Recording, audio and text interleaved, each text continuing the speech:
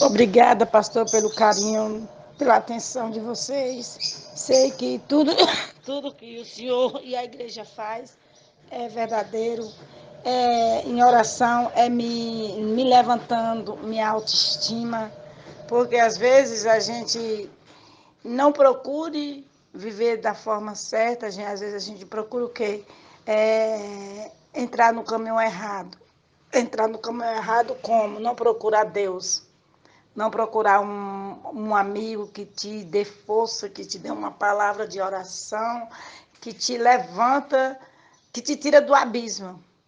Eu, eu depois que conheci vocês aí pela live, pelo programa, Tiago, ele é um cara que me dá força, ele é um cara que ora por mim. Foi através dele que eu tive a oportunidade de participar da igreja de vocês aí. E então eu me sinto bem, eu me sinto forte. Hoje eu sou uma guerreira de fé, porque eu sei que vocês aí do outro lado, mesmo não me conhecendo, ora por mim. Mesmo sabendo que eu já tenho quase, acho que 3 semanas, 3 domingos, 3 quartas, por aí, que eu não participo mais por correria, por consequência do meu serviço.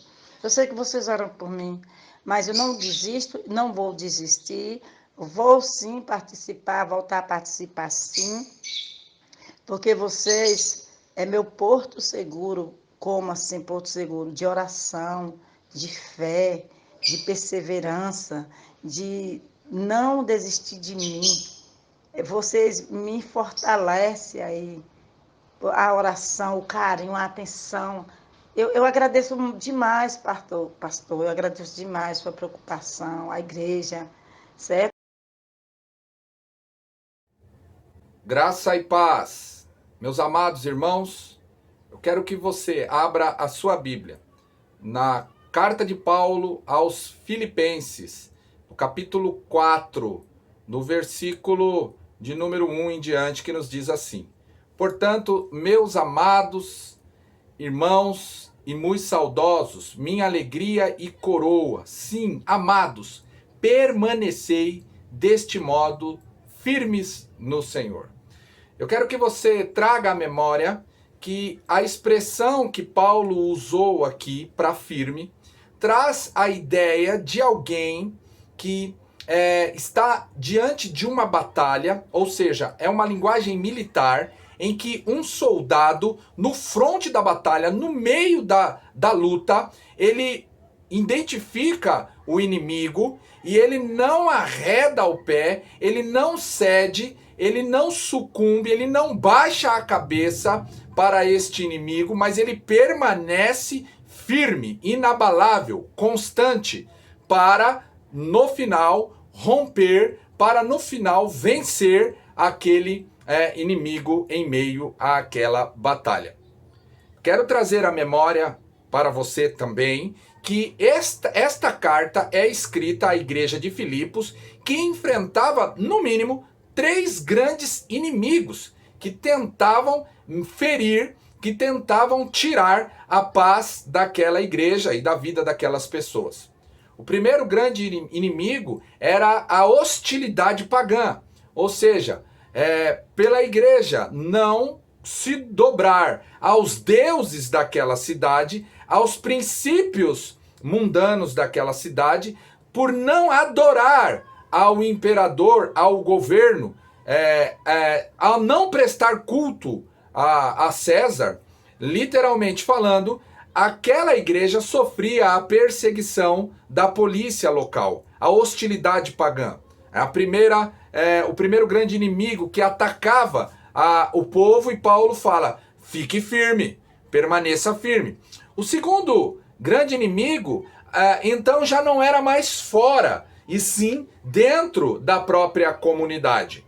Haviam se levantados falsos mestres que ensinavam ensinos deturpados, ensinos apresentando, como eu falei, um outro evangelho, ou outrora marcado por um legalismo que tentava conduzir o povo a ser novamente escravos dos velhos rudimentos da lei, ou então um liberalismo, em que era tudo permitido, talvez por conta da aproximação com a filosofia que imperava naquela época, que acreditava que o corpo era mal e que só se deveria preocupar-se com o espírito, deixando o corpo fazer aquilo que desce na telha.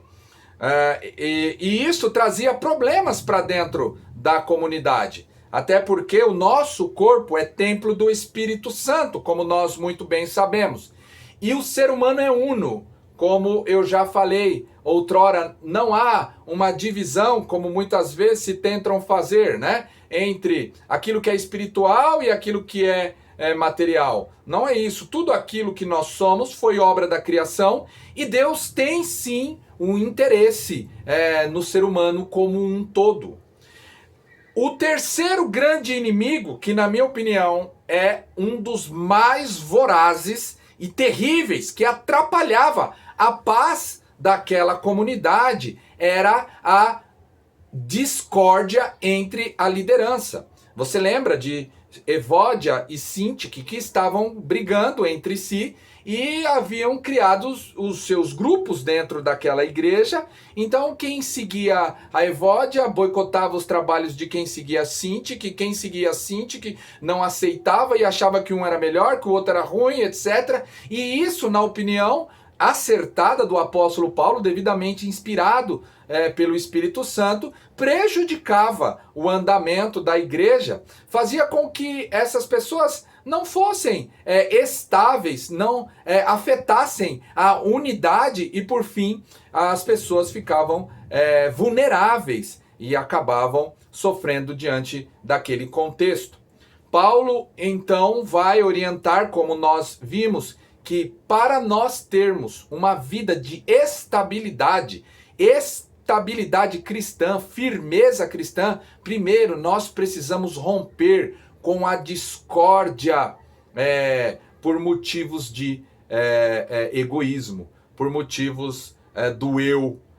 Então Paulo vai falar que Evódia e Sintique, elas precisavam pensar de forma una no Senhor, submeter as questões ao crivo da palavra de Deus. E eu trabalhei naquele dia, então, que quantas questões não seriam resolvidas, meus irmãos? No geral, isso não só no ambiente de igreja, mas em vários outros ambientes. Se nós colocássemos as coisas, as nossas querelas, os nossos eu acho, nas mãos da certeza do nosso bom Deus. Se nós muitas vezes abríssemos mão do sentimento de vanglória, do sentimento de achar que a gente que é o dono do certo e do errado, e tivéssemos, como o próprio Paulo escreve à igreja de Filipos, o mesmo sentimento que houve em Cristo Jesus, que sendo Deus, não usurpou, não se ufanou, mas antes se humilhou à morte e à morte de cruz.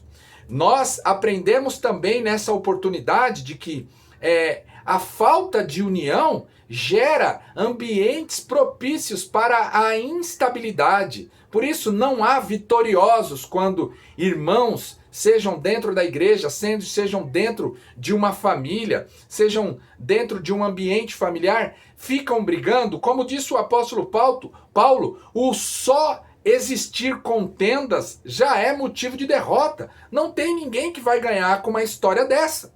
Por isso, Paulo escreve que a um irmão mais experiente devia trabalhar ali para amenizar as coisas. Aprendemos também que para termos uma história de estabilidade, precisamos alegrar-nos no Senhor.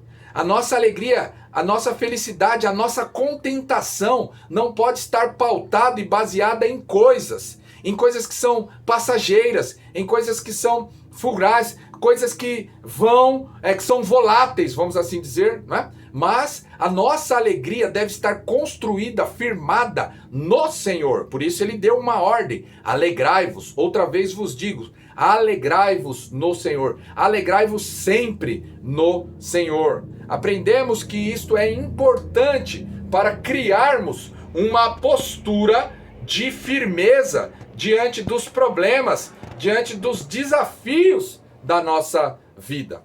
Aprendemos também sobre a importância da moderação e falamos o quanto que a falta de equilíbrio, a falta de moderação proporciona cada vez mais pessoas instáveis, pessoas que estão construindo ambientes de profundo cenário de conflito por causa dos seus temperamentos, por causa das compulsividades. Nós aprendemos naquela passagem, naquela modalidade, que nós devemos fazer as coisas devidamente pautado no fruto do Espírito Santo, que é o domínio próprio. E a razão e o motivo não é porque o pastor está perto. A razão e o motivo não é porque a família está perto. A razão lá daquela passagem é porque perto está o Senhor.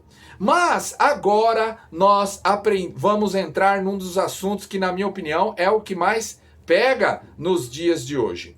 O texto vai dizer, no versículo de número 6, uma outra postura que nós, como irmãos, como pessoas que queremos construir uma história de firmeza bíblica, devemos anelar, devemos procurar, devemos instar, devemos praticar, devemos colocar como regra para construirmos uma história de firmeza, de estabilidade. O versículo 6 nos diz assim, acompanhem comigo: não andeis ansiosos de coisa alguma.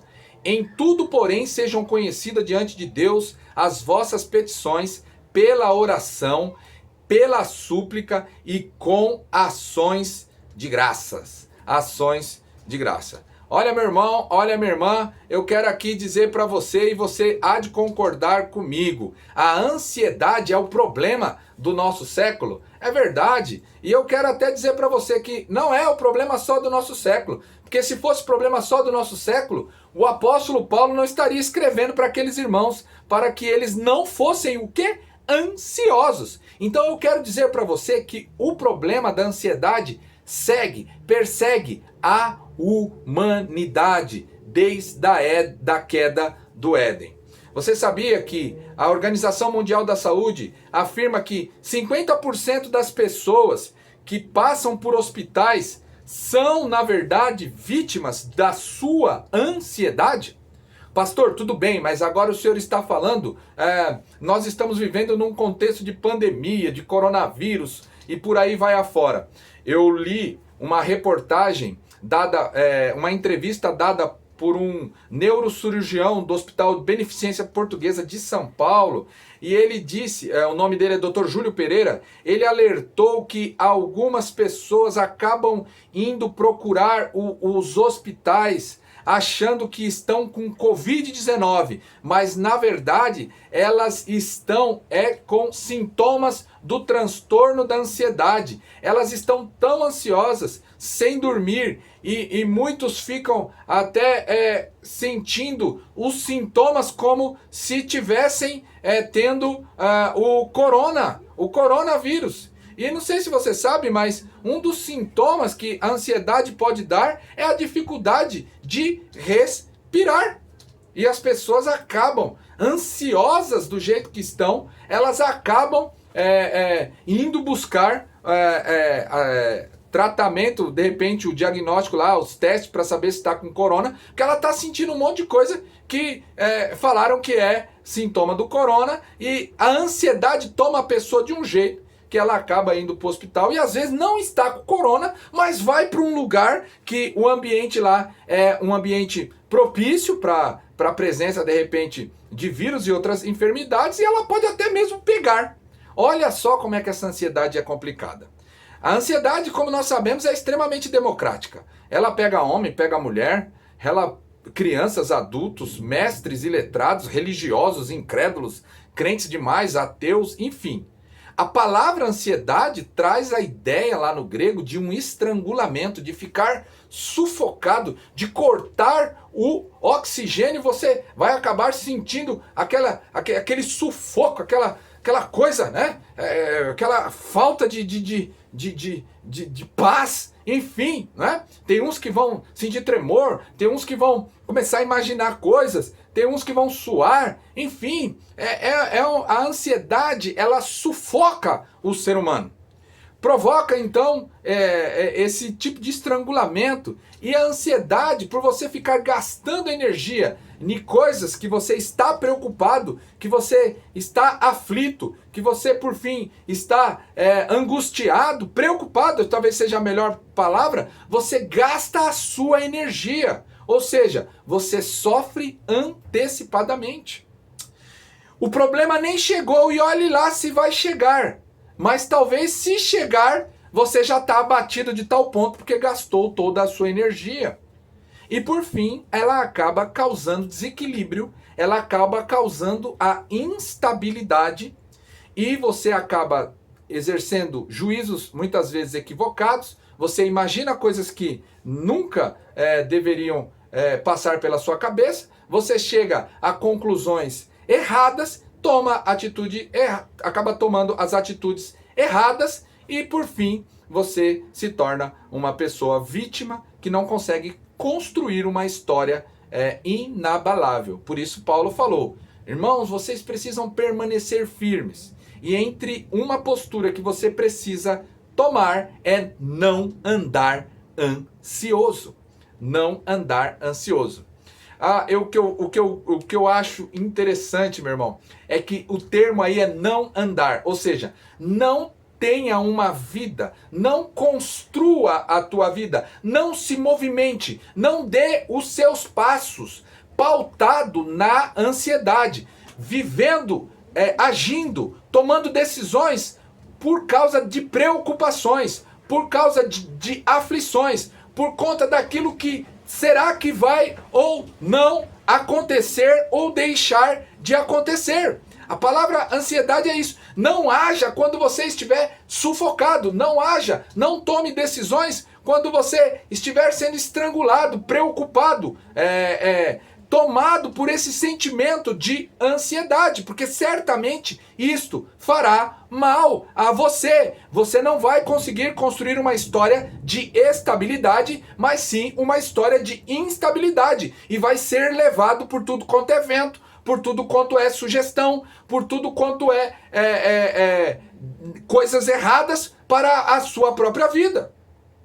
Por isso, o apóstolo Paulo vai falar, não tome decisões, não ande ansioso, não ande ansioso. O que eu fico pensando, e eu gostaria que você refletisse comigo, né, é que a gente precisa olhar, porque cada vez mais o número de pessoas fazendo terapias, fazendo análise, fazendo tratamentos, sabe lá de qual ordem, e eu não sou contra isso, muito pelo contrário, tudo aquilo que for verdade é verdade de Deus.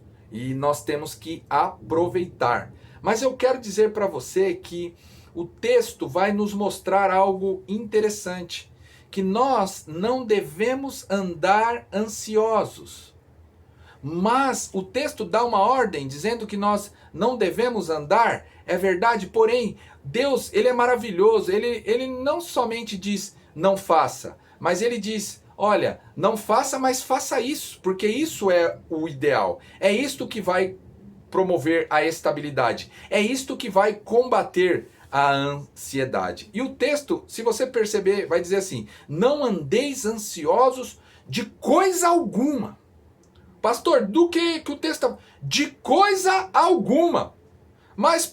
eu estou preocupado de coisa alguma. Mas como é que será o amanhã? De coisa alguma. Não coloque, não se sufoque, não se anule, não estrangule, não seja tragado as suas forças por conta das preocupações do amanhã. É interessante isso, mas o texto fala, olha, não andeis ansiosos por coisa alguma, mas aí vem o remédio. Qual é o remédio? Em tudo, porém, sejam conhecidas diante de Deus as vossas petições. Olha só, diante de Deus, as vossas petições, pela oração, pela súplica, com ações de graças. Então o texto vai fazer uma proposta muito interessante. Como combater a ansiedade? É isso que o texto vai nos apresentar e que eu quero trazer aqui para nós, uma verdade preciosa que talvez vai te ajudar a vencer isso de uma vez por todas. O texto vai dizer o seguinte: você vence a ansiedade desenvolvendo a intimidade com Deus através da oração. Venceremos a ansiedade desenvolvendo uma intimidade viva e verdadeira com Deus através da oração. Pastor, o senhor é contra então os tratamentos? Não, eu quero dizer que há situações que será literalmente necessária a intervenção, inclusive a intervenção médica. Mas eu quero trazer para você aquilo que a Escritura também diz, para que você passe a considerar isto como algo real e necessário para a sua vida para vencer a ansiedade, a vida de oração. E por que Paulo está sendo usado pelo Espírito Santo para tratar disso? Muito simples, porque na cosmovisão bíblica cristã, nós sabemos que todos os nossos problemas iniciaram-se por causa da desconexão que houve no Jardim do Éden. As aflições, os medos, as angústias, o que será amanhã? Esta preocupação toda se deu por conta da desobediência dos nossos primeiros pais. Adão vivia no paraíso sem preocupação, ele não tinha medo do que viria a acontecer, ele não ficava preocupado se iria faltar comida, se não ia ter roupa, se a mulher ia morrer, se os filhos iam debandar, se iria acontecer problemas com droga. Por quê? Porque ele vivia numa perfeita comunhão com Deus. Ele vivia numa intimidade viva e verdadeira com este Deus e com aquilo que Deus criou para Adão usufruir. Com a desobediência, com a desconexão, toda esta harmonia se viu abalada e o ser humano interage com este abalo. E o ser humano, diante desse contexto de desconexão com o Criador, se viu em maus lençóis e isto gerou o medo, isto gerou a preocupação. Por isso que quando Deus voltou, quando ele chama por Adão, Adão diz: eu tive medo, por isso me escondi. Eu tive medo, eu tive receio, eu tive preocupação, por isso eu fugi, por isso eu angustiei, por isso eu estive dentro de um contexto de ansiedade. E aí Paulo vai dizer: como é que você resolve isto? Qual é a postura que os cristãos devem tomar? Nós devemos orar ao nosso bom Deus. Nós devemos nos conectar ao Deus da verdadeira paz. Esta é a ideia. O texto vai falar: em tudo, porém, sejam conhecidas. E aqui vem uma verdade preciosa para te estimular a ter o hábito da oração todos os dias. Tudo pode ser apresentado para Deus. Ele está disponível a nos ouvir, porque o texto diz: em tudo sejam conhecidas diante de Deus. Pastor, o que o senhor está querendo dizer? Será que Deus não vai me recriminar porque eu vou falar isto? Porque eu vou tratar dele sobre aquilo? Pastor, eu tenho dúvida disso, eu tenho dúvida daquilo. Será que Deus não vai pensar assim? Será que tem gente que muitas vezes até numa conversa diz: eu acho que é uma bobeira que eu sinto vergonha de falar com Deus. Não, o texto diz: em tudo sejam conhecidas. Tudo. E é verdade, meu irmão, nós precisamos entender que Deus nos diz em Isaías que os ouvidos deles não estão tampados, os olhos não estão fechados, as mãos não estão encolhidas. Muito pelo contrário, o nosso Deus está disponível para que todos aqueles que o busquem em espírito e em verdade, ele permitirá ser encontrado, ser achado.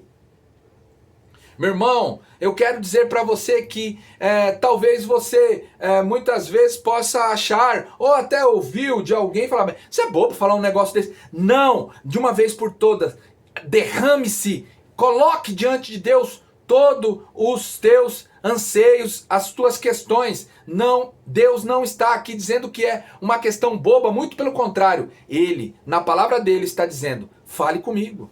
Tudo, tudo. Outro texto, outra verdade que eu encontro nesse texto é: quando tudo estiver ruim, você tem que abrir a boca para Deus, porque o texto vai falar de súplica, de clamor, de você, diante de um quadro de dificuldade, você se derramar, de você chorar, de você, num campo de uma situação que lhe causa medo, que lhe causa angústia, você pode ir e falar com Deus. Mesmo questões que talvez você pisou na bola, errou, o texto vai dizer que você tem que buscar a Deus, porque ele vai falar: não andeis ansiosos de coisa alguma, em tudo, porém, sejam conhecidas diante de Deus as vossas petições pela súplica. Pela súplica. Súplica. Talvez você já ouviu pessoa falar assim: só busca a Deus quando tudo tá ruim. Eu quero dizer para você que é isso mesmo. Você deve buscar a Deus quando tudo tá ruim. Não tem problema. Vai lá e busca. Deus é a fonte da solução. Em Deus é quem reside, aquele que nos escuta, aquele que apresenta para nós um braço, um ombro amigo para muitas vezes nos apertar, muitas vezes dar chacoalhões na nossa vida, mas para o nosso próprio bem. Por isso você tem que depositar, colocar diante do altar da graça de Deus isto que aflige o teu coração. O texto também vai dizer que quando tudo estiver bem, quando tudo estiver dentro de uma bonança, você também tem que agradecer. Não andeis ansiosos de coisa alguma, porém, ele vai dizer lá na frente, apresente diante de Deus, através das suas petições, pela sua oração e pela súplica, com ações de graças. Quando tudo estiver bem, também tenha o compromisso de estar diante da presença de Deus agradecendo. Isso é importante, porque isso vai aumentar a sua intimidade, isto vai estreitar os laços, e você não será mais tomado pelos contextos provisórios e irrisórios, pelas questões deste mundo aqui, que são passageiras. Você não vai ter mais a sua vida com intimidade, com coisas provisórias, mas você estará com a sua vida com plena intimidade, tanto quando tudo está bem, quando tudo está mal, com aquele que é eterno, através da senda, do caminho, da oração. Agora, eu li um comentarista que ele falava algo precioso para nós, meus irmãos. Ele fala assim: onde a oração prevalece, a ansiedade desaparece. Que bênção! Que fala maravilhosa! Olha, preste atenção. Onde a oração prevalece, a ansiedade desaparece. Por quê? Porque o versículo 7 diz assim: e a paz de Deus, que excede todo o entendimento, guardará o vosso coração e a vossa mente em Cristo Jesus. Se você tiver uma vida de intimidade de oração, uma vida de constante clamor, se você for uma pessoa que tenha disciplina, prática da oração, no quarto, fechado, ou no seu dia a dia, nos seus horários, num hábito, numa criação, literalmente, de uma identidade de vida aos pés do Senhor em oração, a ansiedade não terá parte na sua vida. Por quê? Porque o seu coração será tomado pela paz, porque você estará com o relacionamento vivo e verdadeiro. Sabe com quem, meu irmão? Com Yahvé Jireh.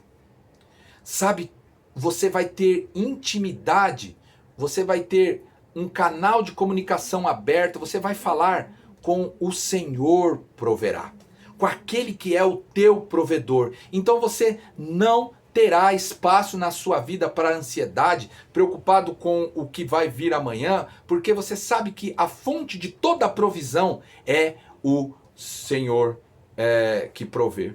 o Yahvé Jireh. Você aprenderá que diante das tuas batalhas, diante das tuas lutas, diante dos teus inimigos, você não vai ter mais medo, você não vai mais tomar decisões pautadas, querendo se submeter aos ideais do inimigo, porque você sabe que você terá o Jeová Sabaote, ou seja, o Senhor dos exércitos. O Senhor dos exércitos que sabe todas as estrelas pelo nome e que de lá dos céus dá ordem aos seus anjos para vir trabalhar.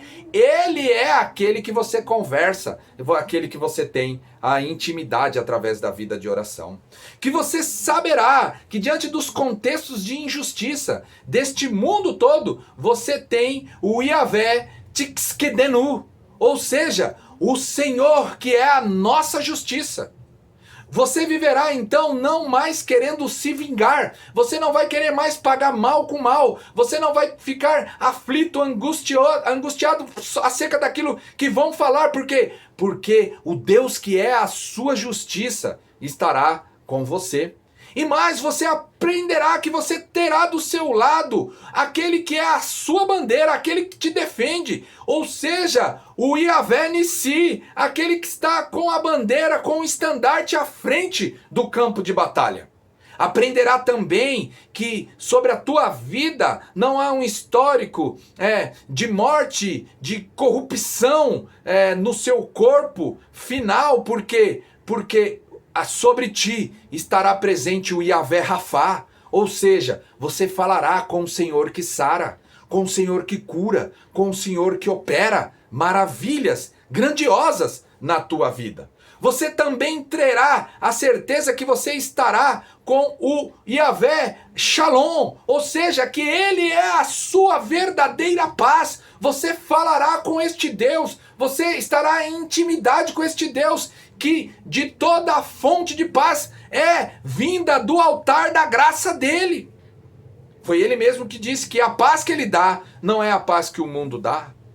Você aprenderá que você também estará com o Yahvé Raá, ou seja, aquele que é o Senhor, que é o teu pastor, aquele que pastoreia a tua alma, aquele que te conduz às pastagens verdejantes, aquele que te leva às águas tranquilas, aquele que usa uma vara para muitas vezes te disciplinar e um cajado para te puxar, mas é aquele que faz sim uma mesa na presença dos teus inimigos e que unge você com o óleo da alegria e muda o quadro. Imagine você tendo uma intimidade, uma vida de oração com este Deus, com uma vida, um histórico de dia após dia estar diante da presença deste Deus, abrindo o teu coração e falando com ele, falando muito mais com o Yahvé Shammah, ou seja, o Senhor que é aquele que está presente, como nós aprendemos dia após dia em vários textos, que eis que estarei convosco até os fins dos dias,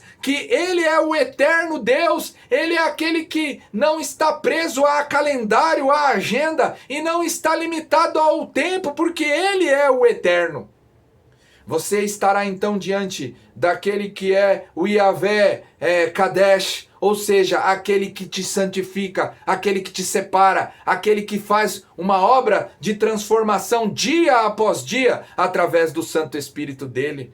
E você estará também em intimidade com o Yahvé Elion, ou seja, o Senhor Altíssimo, que está acima de tudo, vendo tudo, cuidando da tua causa, cuidando da tua vida e cuidando da tua história. Por isso, você não terá outra razão, você não terá um outro caminho a seguir, a não ser entender que o seu grande Deus, ele é o El Shaddai, ou seja, o Todo-Poderoso, que ele é o Deus que sabe de todas as coisas, que vê tudo, que conhece tudo. Por isso você não terá outra alternativa a não descansar, a confiar, a colocar a tua história nas mãos daquele que é poderoso para fazer infinitamente mais do que tudo quanto pedimos ou pensamos, segundo o poder que opera em nós, como nos diz Efésios 3:20. Pare para pensar. uma vida de relacionamento assim com este Deus, uma oração constante com este Deus, você há de convir que uma vida onde uma oração nesta ótica prevalece, a ansiedade desaparece. Desaparece. O que é que tem te feito ficar preocupado? O que é que tem feito você temer? O que é que tem gerado no teu coração essas angústias todas?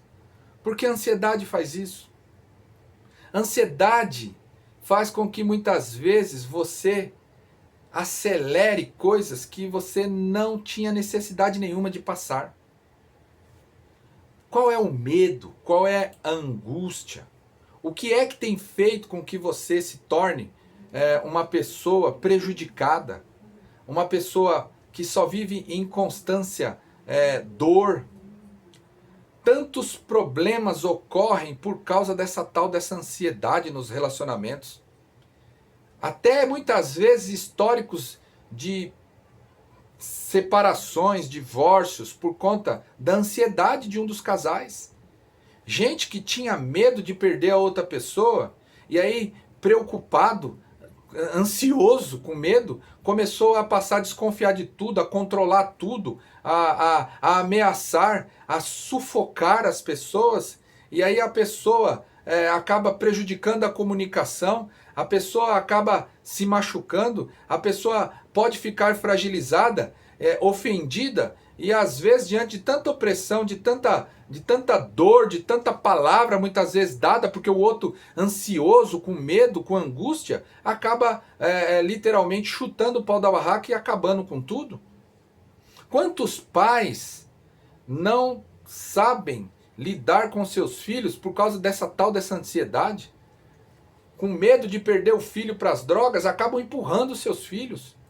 Com medo das pessoas se perderem por conta das amizades, dos relacionamentos, acaba bloqueando os filhos no sentido de um canal de comunicação, só criticando, só descendo palavras desagradáveis, acaba afastando e o filho perde o canal de amizade, de interação, de poder abrir o coração e falar das questões, e muitas vezes acaba acontecendo aquilo que você não quer que venha acontecer, você acaba perdendo o seu filho. Certa feita eu li algo muito interessante. O medo da perda acelera a perda. O medo de perder pode acabar acelerando você de perder. Pare para pensar nisso. Por que você não coloca toda esta questão diante do altar de Deus e confia e descansa? Para de viver uma vida de frustração por conta desta história que você anda construindo em cima da linha da ansiedade. Todas as suas ações, todas as suas decisões estão sendo muitas vezes tomadas por conta dessa bendita ansiedade. Aliás, dessa maldita ansiedade. Eu quero dizer para você que você deve fazer terapia se você achar que deve, você deve buscar remédios, claro, devidamente indicado por um médico. Eu também não estou dizendo para você parar de tomar porque eu não sou médico, não é isso. Mas eu quero dizer para você, exerça, pratique o hábito da oração, da intimidade, e confia e descansa. Coloca nas mãos do Senhor e viva desta forma. E o amanhã, pastor, o amanhã pertence a Deus. Viva o hoje. Viva o hoje para a glória deste bom Deus. E aí você vai conseguir, sim, com paz, ter uma vida escrita pela firmeza. E você não vai conforme o próximo vento da última moda, do próximo medo, daquilo que possa estar te desestabilizando mais.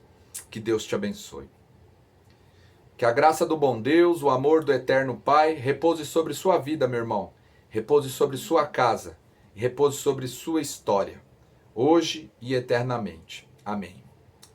Fica firme, fica conosco, fica com Cristo, porque Cristo tem nos abençoado nas regiões celestiais. Que Deus te abençoe. Eu quero te dar mais alguns avisos. Nós temos os nossos trabalhos durante a semana. Você já pensou em ser um voluntário nas obras sociais da nossa igreja? Você poderia ofertar talvez um dia seu para, no meio da semana, ajudar o projeto social da igreja? Nós temos um trabalho social lá. Você é muito bem-vindo. Pense, você pode muito nos ajudar. Você também já pensou em talvez ajudar pessoas com alimentação? A nossa igreja tem um trabalho de distribuição de cestas e você é nosso convidado a participar também conosco.